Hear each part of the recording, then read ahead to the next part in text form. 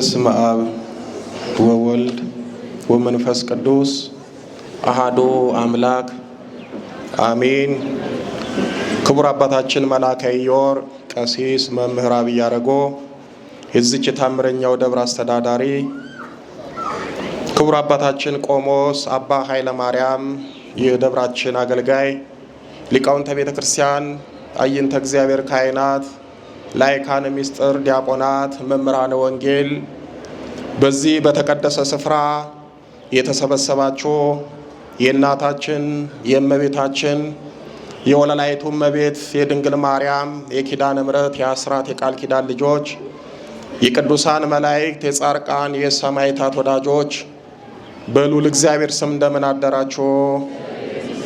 አሜን። ወላዲተ አምላክ እመብርሃን ኪዳነ ምሕረት ከያለንበት ቦታ ለበረከት ለፈውስ ለድነት የጠራችንም አምላክ ከተወዳጅ ልጇ ከጌታችን ከመድኃኒታችን ከኢየሱስ ክርስቶስ ጋር ክብር ምስጋና ይድረሳቸው።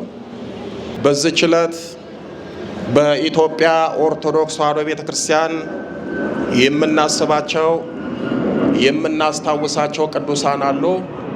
ማንን ታስታውሳላችሁ? ማንን ታውቃላችሁ? መልስ የለም።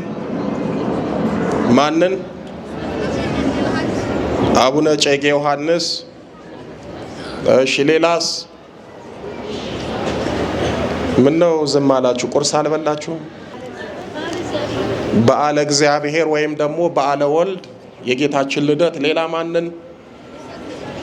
እሺ፣ አንተ ራት አልበላህም፣ ድምፅም አይሰማም። እሺ፣ ማንን ታስታውሳላችሁ? አይ እናንተም ዝም መጽሐፉም ዝም። እሺ፣ እኔ ላስታውሳችሁ። በመጀመሪያ የጌታችን የመድኃኒታችን የኢየሱስ ክርስቶስ ልደት በዓለ ወልድ ነው። ሌላው ታላቁ ጻድቅ ምድራዊ መልአክ እንደ ሰው ተፈጥረው እንደ መላእክት የኖሩት ታላቁ ጻድቅ አባታችን አቡነ እጨጌ ዮሐንስ እሳቸው ይታሰባሉ። 50 ዓመት በደመና ላይ፣ 50 ዓመት በፀሐይ ላይ፣ 50 ዓመት ደግሞ በጨረቃ ላይ አንድ ላይ 150 ዓመት ከምድር ከፍ ብለው የጸለዩ ታላቅ ገድለኛ አባት ናቸው። እነ ኒል አርምስትሮንግ በፈረንጆቹ አቆጣጠር በ1967 ዓመተ ምህረት ጨረቃ ላይ ከመውጣታቸው በፊት፣ ጨረቃን ከማየታቸው በፊት፣ ጨረቃን ከመጎብኘታቸው በፊት እኚህ ታላቁ ጻድቅ አባታችን አቡነ እጨጌ ዮሐንስ በእግዚአብሔር ቸርነት በጸሎት ጨረቃ ላይ ሄደው ለ50 ዓመት ጸልየው መጥተዋል። የዛሬ 700-600 ዓመት ጨረቃ ላይ ወጥተው የጸለዩ አባት ናቸው። እኚህ ጻድቅ ዛሬ ይታሰባሉ። ሌላ ብዙዎቻችን የማናውቃቸው ታላቁ ጻድቅ አባታችን አቡነ ገብረ ናዝራዊ እንዲሁም የአባታችን የአቡነ ተክለ ሃይማኖት የአጎት ልጅ የሆኑት አባ ሳሙኤል ዘደብረ ወገግ የሚባሉት የአባ ሳሙኤል ዘደብረ ወገግ አባት ቀሲስ እንድሪያስ ይባላል። የአባታችን የአቡነ ተክለ ሃይማኖት አባት ደግሞ ማን ይባላል? ጸጋዛብ። ጸጋዛብና ቀሲስ እንድሪያስ ወንድማሞች ናቸው። ጸጋዛብ አቡነ ተክለ ሃይማኖትን ይወልዳል። ቀሲስ እንድሪያስ ደግሞ በዛሬው ዕለት የሚታሰቡትን አባታችን አባ ሳሙኤል ዘደብረ ወገግን ይወልዳሉ። እኚህ ታላቅም ዛሬ ይታሰባሉ። ሌላ ወደ ሴቶቹ ጎራ ስል እጅግ በጣም የምንወዳት የምናከብራት ለ8ኛው ሺህ ትውልድ መድኃኒቱ ነሽ፣ እንቆቅልሹ የሚፈታው ባንቺ ነው፣ ከእናቴ ከድንግል ማርያም ቀጥሎ የኢትዮጵያን ሕዝብ ችግራቸውን እንድትፈቺ አሳልፌ ሰጥቼሻለሁ ያላት ገድለኛዋ ሰማዕቷ እናታችን ቅድስት አርሴማ በዛሬው ዕለት ትታሰባለች። እንዲሁም ደግሞ በትዳር ኖራ ግንባሩ ላይ የብርሃን መስቀል የታተመበት ልጅ የወለደች ልጇ ካደገ በ7 ዓመቱ ወደ ሰማይ ተነጥቆ ሄዶ በዛው የቀረ ዳግማዊ ቂርቆስ ተብሎ ሄሮድስ ባስፈጃቸው እስከ ዛሬም ድረስ ባሉት በሞቱት ሕፃናት ላይ የተሾመ ልጅ የወለደች እጅግ በጣም ገድለኛ ታላቅ ጻድቅ ይልቁንም የጌታችን የመድኃኒታችን የኢየሱስ ክርስቶስ ወዳጅ የሆነችው እናታችን ፍቅርተ ክርስቶስ ዛሬ ትታሰባለች። ብዙ ቅዱሳን አሉ። እነሱን ለማስታወስ ሰዓት ያጥረናል። ከዛ ውጭ ግን ደግሞ ምናልባት ዛሬ የእግዚአብሔርን ቸርነት የእግዚአብሔርን ምሕረት የምናይበት አስቀድሞ የቀትር ጋኔን ወይም ደግሞ የአየር አጋንንት የነበረ በኋላ ላይ ደግሞ በአቡነ ተክለ ሃይማኖትና በአቡነ ዜና ማርቆስ ጸሎት ጸድቆ አቡነ ፄዋለ ጽርቅ የተባለ ዛሬ ይታሰባል። እንዲሁም ደግሞ በትግራይ ክልል ከአክሱም እልፍ እንዳላችሁ ማህበረ ዶጊ ወይም ደግሞ ማህበረ ዴጊ የሚባል አንድ ቦታ አለ። በዛ ቦታ ላይ 3000 ቅዱሳን እንደ አንድ ልብ መካሪ እንደ አንድ ቃል ተናጋሪ ሆነው በዛሬው ዕለት ባለ ወልድን እየዘከሩ ጽዋውን እየጠጡ እየጸለዩ እያገለገሉ ኖሮ በዛሬው ዕለት ጌታችን መድኃኒታችን ኢየሱስ ክርስቶስ ወደ ብሔረ ሕያዋን ወስዷቸዋል። እነሱም ይታሰባሉ። የቅዱሳኑ ጸሎትና በረከት ከሁላችን ጋር ይሁን። ሐዋርያው ቅዱስ ያዕቆብ በያዕቆብ መልእክቱ በምዕራፍ 2 ቁጥር 19 ላይ እንዲህ የሚል ቃል አለ። ቃሉን አብረን እንላለን። አጋንንት ደግሞ በሉ አጋንንት ደግሞ ያምናሉ ይንቀጠቀጡማል። ስለዚህ አጋንንት ምን ያደርጋሉ? አንደኛ ያምናሉ፣ ሁለተኛ ምን ይሆናሉ? ይንቀጠቀጣሉ። አጋንንት እግዚአብሔር እንደፈጠራቸው ያምናሉ። አጋንንት ሰማይና ምድርን እግዚአብሔር እንደፈጠረ የዓለሙ ገዢ እንደሆነ አጋንንት ያምናሉ። እግዚአብሔር ገቢረ ተአምራት እንደሚሰራ ያምናሉ። ማመን ብቻ አይደለም፣ እግዚአብሔርን ስለሚያውቁት፣ እግዚአብሔርን ስለሚያምኑት፣ እግዚአብሔርን ስለሚፈሩት ይንቀጠቀጣሉ። የእግዚአብሔር ስም ሲጠራ ይንቀጠቀጣሉ። የእግዚአብሔር ስም ሲጠራ ይርዳሉ። ዛሬ እኛ የእግዚአብሔር ስም ሲጠራ አንንቀጠቀጥም፣ አንፈራም። የእግዚአብሔር ስም ሲጠራ ክፉ መናፍስት ይርዳሉ፣ ይንቀጠቀጣሉ፣ ከሰውም ዞር ይላሉ። ክፉ መናፍስት የእግዚአብሔር ስም ተጠርቶባቸው እረፉ ሲባሉ ያርፋሉ፣ ከሰው ውጡ ሲባሉ ይወጣሉ። ሰው ግን የእግዚአብሔር ስም ተጠርቶበት እረፍ ሲባል አያርፍም፣ ተው ሲባል አይተውም፣ የተባልከውን አድርግ ሲባል አያደርግም። አጋንንት ለእግዚአብሔር ፈርተው ተንቀጥቅጠው ይታዘዛሉ። ሰው ግን ለእግዚአብሔር ፈርቶ ተንቀጥቅጦ አይታዘዝም። ስለዚህ ሐዋርያው ቅዱስ ያዕቆብ ምን አለ? አጋንንት ያምናሉ ይንቀጠቀጣሉ። ይህንን ርዕስ የመረጥኩት በዛሬው ዕለት ተንቀጥቅጠው አምነው ቅድም እንደነገርኳችሁ በመጨረሻ ከአርአያ አጋንንትነት ወደ አርአያ ሰውነት የተቀየሩትን ዛሬ ጥቂት ነግራችኋለሁ። ገድላቸው እንደሚናገር በዚህ በሰሜን ሸዋ ውስጥ ተጉለት በሚባል ቦታ ላይ እንደ ለቀቃ የምትባል አንዲት ቦታ ነበረች። በዛች በእንደ ለቀቃ በምትባል ቦታ ላይ አንዲት ሴት ነበረች። ያቺ ሴት ገድሉ ስሟን አይጠቅስም፣ ስሟን አይናገርም። ነገር ግን የግብር ስሟን ይጠቅሳል። ምን በማለት? ሰዓሪተ ሰንበት በማለት ወይም ደግሞ ሰንበትን የምትሽር ሰንበትን የማታከብር በማለት ይጠራታል። ለዚች ሴት ስም እያላት ስሟ ተትቶ ግብሯ ነው ስም የሆነው። ለምሳሌ እንደምታውቁት 78 ነፍስ የበላው ሰው ስሙ ማን ይባላል? መልሱልኝ፣ ማን ይባላል? በላዔሰብ። በላዔሰብ ስሙ አይደለም፣ የግብር ስሙ ነው። በላዔሰብ ማለት ሰው የሚበላ ማለት ነው። ነገር ግን እናት አባቱ ያወጡለት የሚታወቅበት የሚጠራበት ስሙ ስምዖን ነው። ስምዖን የሚለውን ስም ግብሩ ዋጠበት፣ ግብሩ ሸፈነበት፣ ክፋቱ ከለለበት። 78 ነፍስ ሲበላ በላዔሰብ ተባለ። ይቺ ሴትም ሰዓሪተ ሰንበት ይላታል። በሰንበት ስራ ትሰራለች፣ በሰንበት ትዘሙታለች፣ በሰንበት በየጠንቋይ ቤት እየሄደች ትሰግዳለች፣ ትገብራለች፣ ታጎበድዳለች። በሰንበት እግዚአብሔር ቤት መታ እግዚአብሔርን ከማምለክ ይልቅ ወደ ጠንቋይ ቤት ትሄዳለች። ዛሬም አሉ አይደለም? በዕለተ ሰንበት ወደ የጠንቋይ ቤት የሚሄዱ ዕቃ ሲጠፋባቸው ግራ ሲገባቸው ስለ ራሳቸውም ስለ ልጆቻቸውም የወደፊት ሕይወት ለመጠየቅና ለማወቅ በየጠንቋይ ቤት የሚሄዱ ብዙ ሰዎች አሉ። እግዚአብሔር ቤት ይመጣሉ፣ ጠንቋይ ቤት ይሄዳሉ። እቺ ሴት ሰንበትን ትሽራለች። ታዲያ ከዕለታት አንድ ቀን ወደ ጠንቋይ ቤት ለመሄድ ተነሳች ይላል። ወዴት ለመሄድ ተነሳች?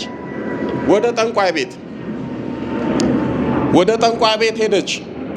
እዛ የምትፈልገውንም ጠየቀች። በኋላ ከዛ ከጠንቋይ ቤት ስትመለስ ቀን ወይም ደግሞ ሐሩር ቀትር ነበረና ከመንገድ ድካም የተነሳ ደከማት። አንድም ደግሞ ፀሐዩ በዛባት፣ ዋዩ መታት። በዚህ ምክንያት ከአንድ ዛፍ ጥላ ስር ደከማትና አረፍ እንዳለች በዛው እንቅልፍ አላትና ተኛች። እንቅልፍ ብሏት እንደተኛች የቀትር ጋኔን የአየር ጋኔን በተኛችበት መጣና ተገናኛት ይላል። ምን አደረጋት? ተገናኛት። አሁን ይህንን ስንናገር አንዳንዶች ግራ ይገባቸዋል። እንዴት አጋንንት ይገናኛል? እንዴት አጋንንት አብሮ ይተኛል ብለው የሚጠይቋሉ። ለዚህ እኮ ምስክሩ ራሳችን ነን። ሴቶች ሌሊት በተኛችሁበት የምታውቁትና የማታውቁት ወይም ደግሞ በሰው እየተመሰለ የሚገናኛችሁ አብራችሁ የሚተኛ ነገር የለም። ወንዶች በተኛችሁበት በሴት እየተመሰለ የሚፈትናችሁ አብራችሁ የሚተኛችሁ ነገር የለም። አለ እኮ በተኙበት የሚፈተኑ አሉ። እቺ ሴት በቀትር እንደተኛች መጣና አንድ ክፉ መንፈስ ተገናኛት። የዚህ የክፉ መንፈስ ስሙ የቀትር ወይም ደግሞ የአየር ጋኔን ሆኖ ፈረጎ ይባላል። ይሄ ፈረጎ የተባለው የቀትር ጋኔን ወይም ደግሞ የቀትር አጋንንት መጣና እቺን ሴት ተገናኛት። ክፉ መናፍስት በሌሊት የሚሰፍሩ የሚዞሩ፣ በቀን በቀትር ደግሞ የሚዞሩ ሰው ላይ የሚሰፍሩ አሉ። ነቢየ እግዚአብሔር ቅዱስ ዳዊት በመዝሙር ዳዊት ቁጥር 91 ቁጥር 6 ላይ እንዲህ በማለት ይናገራል። መዝሙር ምዕራፍ 91 ቁጥር 6 በጨለማ ከሚሄዱ ክፉ ነገር ይላል። በጨለማ የሚሄድ ክፉ ነገር አለ ማለት ነው። ከዛ ደግሞ ከአደጋና ከቀትር ጋኔን አትፈራም ይላል። ከምን ጋኔን አትፈራም? ከቀትር። ቀትር ማለት ከ6 ሰዓት እስከ 9 ሰዓት ያለ ሰዓት ነው። ፀሐይ የሚበረታበት፣ ሰው ዝር የሚልበት፣ ክፉ መናፍስት ደግሞ ተሰብስበው ሰው ላይ የሚሰፍሩበትና የሚያጠቁበት ሰዓት ነው። እቺ ሴት በቀትር እንደተኛች ያ ክፉ ፈረጎ የተባለ የቀትር ጋኔን መጣና ተገናኛት። ከዛ ወደ ቤት ሄደች። ከዛ ጸነሰች። ልክ እንደ ሰው በ9 ወር ከ5 ቀን ክንፍ ያለው፣ አይኑ ፍም እሳት የመሰለ፣ አይኑ የፈጠጠ፣ ጥርሱ የገጠጠ የሚያስፈራ ሰውና አጋንንት የተደባለቀበት ለየት ያለ ፍጡር ወለደች ይላል። ከዛ እንደተወለደ የግብረ አባቱ ፈረጎ የተባለው የቀትር ወይም ደግሞ የአየር ጋኔን መጣና ለዛ ለወለደው ለአጋንንት ልጁ መጥቆራ ብሎ ስም አወጣለት። ይሄ መጥቆራ የተባለው አጋንንት ከሴቷ ማህፀን እንደወጣ ክንፉን እያማታ በረረ፣ ወደ ሰማይም ሄደ። ፈረጎ የተባለው አባቱ አጋንንት ክፋትን፣ ጥፋትን፣ ተንኮልን እያስተማረ አሳደገው። ከዛ ይሄ ክፉ መንፈስ መጥቆራ አባታችን አቡነ ተክለ ሃይማኖትና አቡነ ዜና ማርቆስ በነበሩበት ዘመን ስለነበረ ከክፋቱ ከጥፋቱ የተነሳ አቡነ ተክለ ሃይማኖትንና አቡነ ዜና ማርቆስን ይፈተናቸው፣ በገድላቸውም ላይ እንቅፋት ይሆንባቸው ነበረ። አቡነ ተክለ ሃይማኖትና አቡነ ዜና ማርቆስ በሚጸልዩበት ሰዓት ጸሎታቸውን ለማስተጓጎል፣ በሚጋደሉበት ሰዓት እንቅፋት ለመሆን፣ የበረከት የትሩፋት ስራ ሲሰሩ እንቅፋት የሆነ ይፈትናቸው፣ ያስቸግራቸው ነበረ። አቡነ ተክለ ሃይማኖትና አቡነ ዜና ማርቆስ እጅጉን ከተፈተኑ በኋላ ማን እንደሚፈትናቸው፣ ማን እንደሚያሰቃያቸው አላወቁም። ዛሬ ማን እንደሚፈትነን፣ ማን እንደሚያሰቃየን አናውቅም። የትኛው መንፈስ እድላችንን እንደነጠቀን፣ የትኛው መንፈስ እድላችንን እንዳበላሸ፣ የትኛው መንፈስ ደዌ በሽታ እንደሆነብን አናውቅም። ገና አልነቃንም። እነሱም አላወቁም። ሰው ካላወቀ ለማወቅ ማንን ነው የሚጠይቀው? እግዚአብሔርን ነው። አቡነ ዜና ማርቆስና አቡነ ተክለ ሃይማኖት በጸሎታችን፣ በመንፈሳዊ ሕይወታችን፣ በገድላችን ላይ እንቅፋት የሚሆነው ማን ነው ብለው ሱባኤ ገቡና እግዚአብሔርን ጠየቁ። ጸሎታቸውን ልመናቸውን እግዚአብሔር ተቀበለና ጌታችን መድኃኒታችን ኢየሱስ ክርስቶስ ለስም አጠራሩ ክብር ምስጋና ይድረሰውና ተገልጾ ወዳጆቼ የሚፈትናችሁን ታውቃላችሁ፣ ሰማይና ምድሩን አየሩን በስሜ ባርኩት አማትቡበት፣ ያኔ የሚገለጥላችሁ ነገር አለ ታያላችሁ ብሎ ነገራቸው። በዛን ሰዓት ከጸሎት ከሱባኤ እንደወጡ ምድሪቷን ባረኩ። እንደነገርኳችሁ የተወለደው የአየር አጋንንት ነው። አየሩን ሲባርኩት ያ መጥቆራ የተባለው ክፉ ጋኔን ለአባታችን ለአቡነ ተክለ ሃይማኖትና ለአቡነ ዜና ማርቆስ ታያቸው፣ ተገለጣቸው።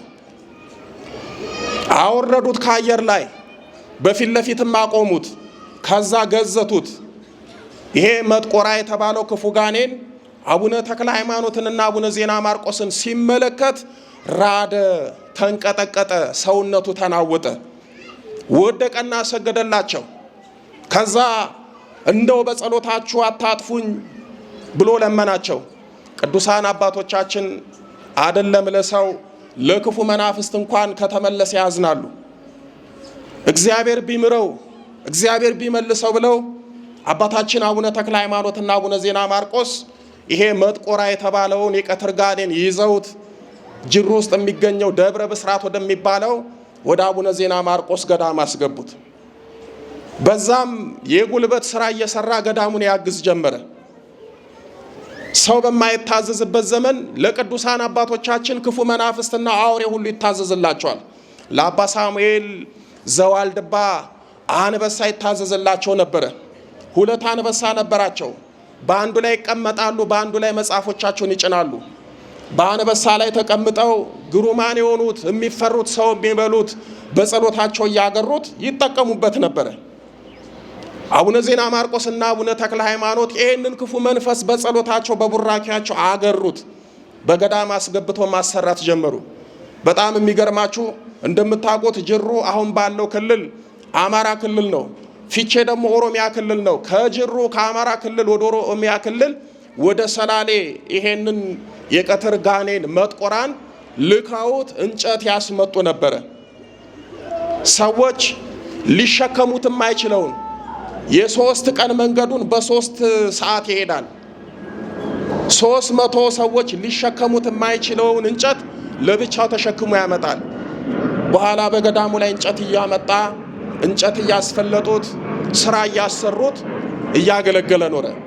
ምናልባት ጊዜና እድል ገጥሟችሁ ወደ ደብረ ብስራት ወደ አቡነ ዜና ማርቆስ ገዳም ከሄዳችሁ መጥቆራ ከሰላሌ ያመጣው እና አቡነ ዜና ማርቆስ እና አቡነ ተክለ ሃይማኖት ተጠቅሞበት የተረፈ እንጨት ዛሬም ለታምር ለምስክር እዛው ትንሽ የተረፈው አለ። በኋላ የታዘዛቸው ጀመረ። አቡነ ዜና ማርቆስና አቡነ ተክለ ሃይማኖት አንድ ነገር አሰቡ። ይሄ ክፉ መንፈስ እየታዘዘን እየተገዛን ነው። እስኪ እግዚአብሔር ቢምረው ጸሎት እናድርግና እግዚአብሔርን እንጠይቃሉ። ለዚህ ለክፉ መንፈስ እነዚህ ቅዱሳን አባቶቻችን ጸሎት አደረጉ፣ ሱባኤ ገቡ። ጌታ ሆይ እባክህ እያገለገለን ነው፣ ለእኛ ታዟል፣ ተገዝቷል፣ ስለዚህ ማረው ብለው ጸለዩ። ታስታውሳላችሁ አይደል? እናታችን ቅድስት ክርስቶስ ሰምራ ለሳጥናኤል ለምናለች? አልለመነችም? ለምናለች። ዓለሙ ሁሉ ሰላም ይሆናል፣ ሰውም ኃጢአት ሳይሰራ ይኖራል። እሱም ብትምረው እኮ ኃጢአትና በደል ክፋት የለም፣ እባክህ ስለኔ ስትል ማርልኝ ብላ ቅድስት ክርስቶስ ሰምራ ጌታችንን ጠየቀች። እኔ ምን ችግር አለብኝ? እሱ ከተመለሰ ምረዋለሁ። ነገር ግን እሺ አይልም፣ ልቡ የደነደነ ነው። እስኪ ጠይቂው ተባለች። ወደ ሲኦል ወረደች። ቅዱሳን መላእክት ከግራ ከቀኝ አጅቧት ከሲኦል አፋፍ ላይ ሆና ሳጥናኤል ብላ ጠራችው። ቀና ብሎ ሲመለከት እሷ ናት። አስቀድሞ በከበርኩበት በምጠራበት ስም የሚጠራኝ ሰው ማን ነው ብሎ ሲመለከት እናታችን ቅድስት ክርስቶስ ሰምራ ናት። እሷ ለምሕረት ነው የመጣችው። ሲመለከታት እቺማ በምድር እያለው ስታስቸግረኝ ስትፈትነኝ ስለነበረች ደሞ ብላ እዚህ መጣች ብሎ በግራ እጁ ቀኝ እጇን ይዞ አፈፍ አድርጎ ሲኦል ቢከታት ቅዱስ ሚካኤል በታምራት አወጣት። ምሕረቱ ቀረ። ቅዱሳን አባቶቻችን ሰይጣንን ከእግዚአብሔር ጋር ለማስታረቅ ብዙ ለፍተዋል። የጸለዩ ለመኑ አሉ። ግን በቃ እሱ አንድ ጊዜ ተፈጥሮ ክፋት ነውና ልመለስም አለ። አቡነ ዜና ማርቆስና አቡነ ተክለ ሃይማኖት እባክህ ስለ ድካማችን ስለ ጸሎታችን እንደው ለታምራት ለምስክርነት ማርልን አሉ። ጌታችን መድኃኒታችን ኢየሱስ ክርስቶስ እምረዋለሁ ብሎ መልስ ሰጣቸው። ከዛ ሄደው ጸሎት አደረጉና ሲባርኩት ከአርአያ አጋንንትነት ወደ አርአያ ሰውነት ተቀየረ ይላል። አሁን ይህንን ታሪክ ስንናገር ግራ የሚገባቸው አሉ። መጽሐፍ ቅዱስን ስትመለከቱ በትንቢተ ዳንኤል ላይ የተጻፈ ታሪክ አለ። ታስታውሳላችሁ አይደል? ናቡከደነጾር የተባለ ሰው ለእግዚአብሔር አልታዘዝም ብሎ መጨረሻ ላይ ምንድን ነበር የሆነው? በትንቢተ ዳንኤል በምዕራፍ 4 ከቁጥር 28 እስከ 37 እቤታችሁ ሄዳችሁ አንብቡት። ስንት አልኳችሁ? ትንቢተ ዳንኤል ምዕራፍ 4 ቁጥር 28 እስከ 37 ናቡከደነጾር በክፋቱ በትዕቢቱ በኃጢአቱ ለእግዚአብሔር አልታዘዝም በማለት በመታበዩ ምክንያት እግዚአብሔር ተቀየመው። ከዛ በኋላ ከሰውነት ወደ እሪያነት ቀየረው፣ ወይም ደግሞ ከሰውነት ወደ አሳማነት ቀየረው። አሁን እግዚአብሔር ሰውን ወደ አሳማ የቀየረ አጋንንትን ወደ ሰው መቀየር ይችላል አይችልም? ይችላል። ይሄ ታሪክ እንግዲህ በብሉይ ኪዳን ዘመን ናቡከደነጾር ከሰውነት ወደ እሪያነት ተቀይሮ መቀየር ብቻ አይደለም፣ ከዙፋኑ ወርዶ ልብሰ መንግስቱን አውልቆ ከዓለም ርቆ ጫካ ገብቶ ሳር እንደ ላም እንደ ከብት እየጋጠ ለ7 ዓመት ኖረ። ለ7 ዓመት ሳር እየጋጠ ኖረ። በመጨረሻ እግዚአብሔር ትዕቢተኞችን ያዋርዳል፣ በትዕቢት የሚሄዱትን እንደኔ ይጥላል ብሎ ራሱን ወቀሰ፣ ከሰሰ። እግዚአብሔርን ለመነ፣ ንስሐ ገባ። በመጨረሻ እግዚአብሔር ናቡከደነጾርን ታረቀው፣ ይቅር አለው። ከአርያ ሰውነት ወደ አርያ እንስሳነት የተቀየረው ናቡከደነጾር በመጨረሻ ከ7 ዓመት በኋላ ከአርያ እንስሳነት ወደ ሰውነት ተቀየረ። አቡነ ተክለ ሃይማኖትና አቡነ ዜና ማርቆስም ይሄንን መጥቆራ የተባለውን የቀትር ጋኔን ከአርያ አጋንንትነት ወደ ሰውነት ቀየሩት። ከዛ በኋላ በዛ በገዳም ማገልገል ጀመረ። የተወሰነ ዓመት ካገለገለ በኋላ እንደገና በጸሎታቸው ልብሰ ምንኩስና ለበሱትና አመነኮሱት። አስቀድሞ ስሙ ማን ነበር ያልኳችሁ? መጥቆራ። ክርስትና አነሱት፣ አመነኮሱት። የምንኩስናውንም ስም ፄዋ ለጽርቅ ብለው አወጡለት። ፄው ማለት በግዕዝ ያው እንደምታውቁት ቀረብ ያለ ነው ለአማርኛ፣ ጨው ማለት ነው። ስለዚህ የጽርቅ ጨው ነህ ብለው ስም አወጡለት። ከዛ በኋላ መጥቆራ የተባለው ክፉ ጋኔን ወደ ሰውነት ተቀየረ፣ ፄዋ ለጽርቅ ተባለ። በዛ በገዳም አቡነ ተክለ ሃይማኖትን አቡነ ዜና ማርቆስን እያገለገለ ኖረ። በጾም በጸሎት በመልካም ገድል እንደ መንኮራኩር እየሰገደ ሌሊቱን ሙሉ እንደ አምድ እየቆመ ጌታችን መድኃኒታችን ኢየሱስ ክርስቶስን አገለገለ።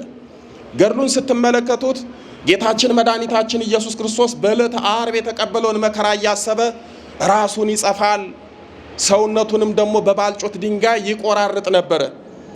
አንተ ለኔ ብለህ ይሄንን መከራ ተቀብለሃል እያለ በራሱ ላይ መከራን ያጸና ነበረ። በእንደዚህ አይነት ገድል ከኖረ በኋላ ጌታችን መድኃኒታችን ኢየሱስ ክርስቶስ ተገለጠለትና በል አገልግለሃል፣ ከዚህ በኋላ ዕጣ ክፍል ይሄ ገዳም አይደለም፣ ሂድ እኔ ወደማሳይ ገዳም ሂድ ብሎ ጌታችን ነገረው። ዛሬ ደነባ ውስጥ ወደሚገኘው ወደ ገዳሙ ሄደ። በዛም በጾም በጸሎት በስግደት ጌታችን መድኃኒታችን ኢየሱስ ክርስቶስን አገለገለ።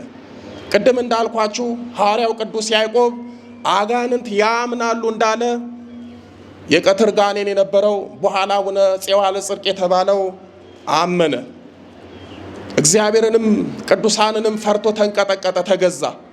በመጨረሻ በመልካም ገድል ጌታችን መድኃኒታችን ኢየሱስ ክርስቶስን አገለገለ። ይህንን ታሪክ ያነሳውላችሁ የትኛውንም ያህል በደል ብትሰሩ ከተጸጸታችሁ ንስሐ ከገባችሁ ወደ እግዚአብሔር ከቀረባችሁ እግዚአብሔር መሐሪ ነው። አደለም ለኔ ለናንተ ስጋውን የቆረሰ ደሙን ያፈሰሰ ስጋችንን የለበሰ ክርስቶስ አደለም ለኔና ለናንተ ከተመለሱ ለክፉ መናፍስት እንኳን ያዝናል። ንስሐ ከገቡ ወደ እግዚአብሔር ከቀረቡ እግዚአብሔር ይቅር ይላቸዋል፣ ይምራቸዋል። አንዳንድ ሰው በእውነት ኃጢአት ይሰራና እግዚአብሔር ይቅር አላለኝም ብሎ ራሱ በጭካኔ ኃጢአት ከሰራ በኋላ እግዚአብሔርን ጨካኝ ያደርጋል። እንደ መጥቆራ አይነት መቼም ክፉ መናፍስት የለም።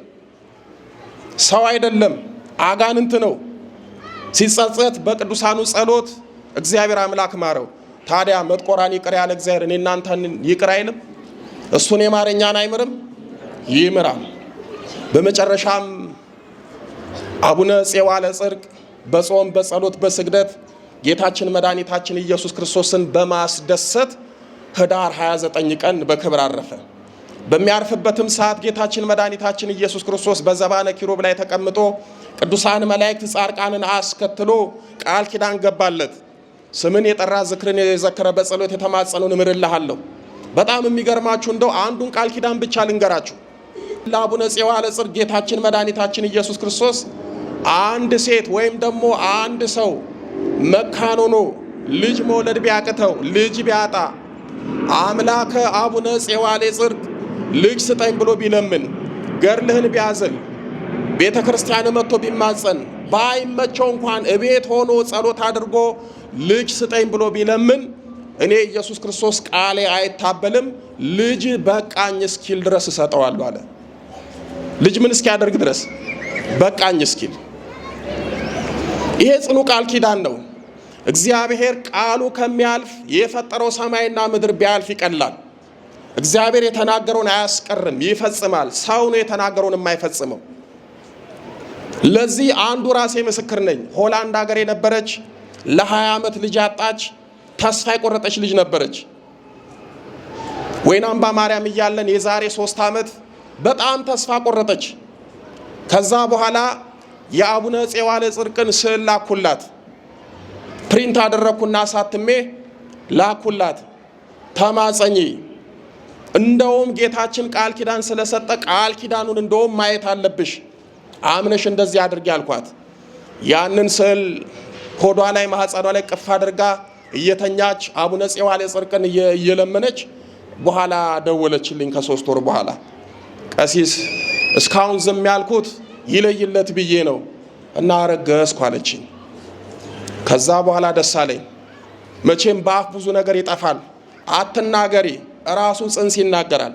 በነገራችን ላይ ብዙ ሴቶች ጽንስ የሚጨናገፈው በቡዳም የሚበላው ስታረግዙ ቤቢ ሻወር እያላችሁ ለቤተሰብ ለወዳጅ ለሁሉም አረገዝኩ እያላችሁ ስለምትናገሩ ነው። በነገራችን ላይ ታውቃላችሁ አይደል?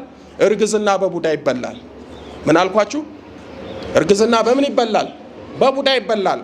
አንዳንድ ሴት አይታችኋል አይደል? እከሊት እርግዝናው ደስ ሲል የሚባሉ የሉ?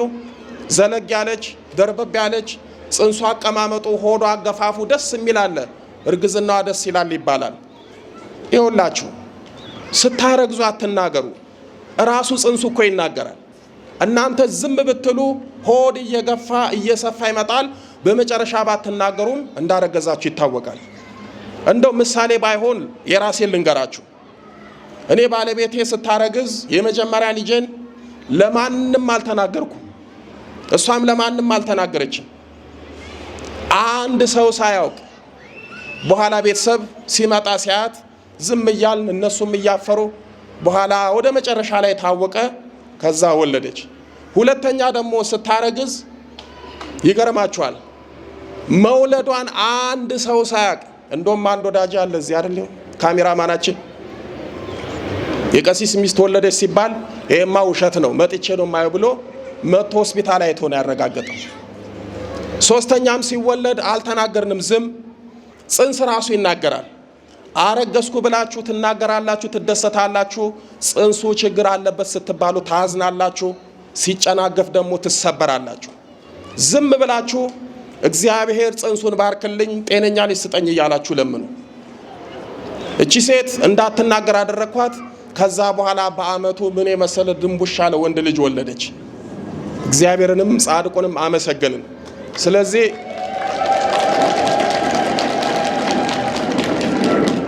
ልጅ ያጣችሁ ሰዎች ጌታችን መድኃኒታችን ኢየሱስ ክርስቶስ ልጅ በቃኝ እስክል ልጅ ሰጠዋለሁ ብሎ ለአቡነ ፄዋ ለጽድቅ ጽኑ መለኮታዊ ቃል ኪዳን ስለገባላቸው ብትጠቀሙበት መልካም ነው።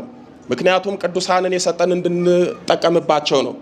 እንግዲህ ጌታችን መድኃኒታችን ኢየሱስ ክርስቶስ በምሕረቱ በቸርነቱ ከአጋንንትነት ወደ ሰውነት ከሰውነት ደግሞ ወደ ቅድስና ወደ ጻድቅነት ቀይሮታልና በእውነት አቡነ ፄዋለ ጽድቅን ከአጋንንትነት ወደ ሰውነት የቀየረ በእውነት የእኛንም ሕይወት መድኃኒታችን ኢየሱስ ክርስቶስ ይቀይርልን፣ ሕይወታችንን ያስተካክልልን። ስለ ቅዱሳኑ ብሎ ጌታችን መድኃኒታችን ኢየሱስ ክርስቶስ ሁላችንንም ይቅር ይበለን። እንግዲህ ምናልባት መረጃ ልስጣችሁ። ከአዲስ አበባ በሸኖ በኩል እነዋሪ የሚባል አለ። እልፍ እንዳላችሁ ደነባ ከመድረሳችሁ በኋላ አልባሳ የምትባል ቦታ አለች። እዛ ቦታ ላይ ነው ገዳሙ ያለው። ምናልባት ማህበራዊ ሚዲያ ላይ ግቡና አቡነ ፄዋለ ጽድቅ ብላችሁ ብትጽፉ የገዳሙን አድራሻ ስልክም አለ። እዛ ላይ ደውላችሁ ችግር ያለባችሁ ሰዎች እንዴት መተን የጻድቁን ገድል እንዘል ብላችሁ መጠየቅ ትችላላችሁ። የቅዱሳኑ በረከት ከሁላችን ጋር ይሁን። ወስብሐት ለእግዚአብሔር።